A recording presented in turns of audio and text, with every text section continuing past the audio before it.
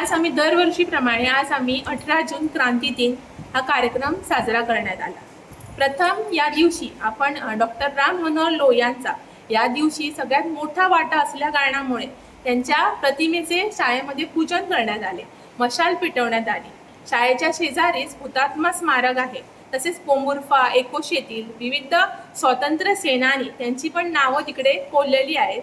त्या हुतात्मा स्मारकाकडे आम्ही मुलांना घेऊन घोषणा करण्यात आला, स्मारकाला पुष्पहार अर्पण करण्यात आला आणि घोषणा देऊन वेगवेगळ्या स्वातंत्र्य सैनिकांनी, पूर्ण गोव्यातील स्वातंत्र्य सैनिकांनी, ज्यामुळे आज आपण हा दिवस बघत आहोत, त्यांच्यासाठी आम्ही आज पदयात्रा शाळा ते देना बँक पर्यंत घोषणा देऊन पदयात्रा काढण्यात आली। तसेच शाळेतील प्रत्येक विद्यार्थ्यांकडे वेगवेगळ्या हुतात्मा सेनानींचं फोटो देण्यात आलं आणि त्याप्रमाणे हुतात्मा सेनानींचं म्हणजे मोठमोठ्याने घोषणा देऊन शाळा ते देना बँक पर्यंत घोषणा देऊन परत देना बँक कडून शाळेत आलो आणि ह्या कार्यक्रमाची आम्ही सांगता केली।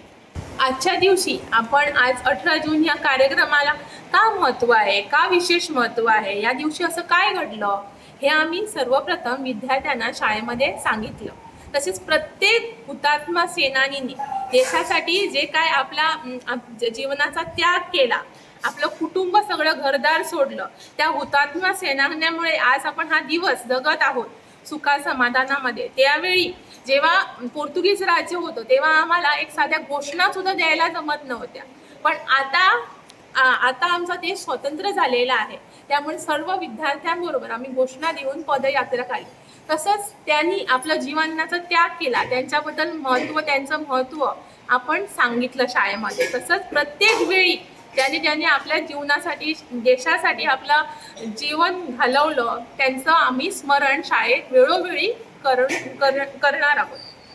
Like, subscribe and get notified.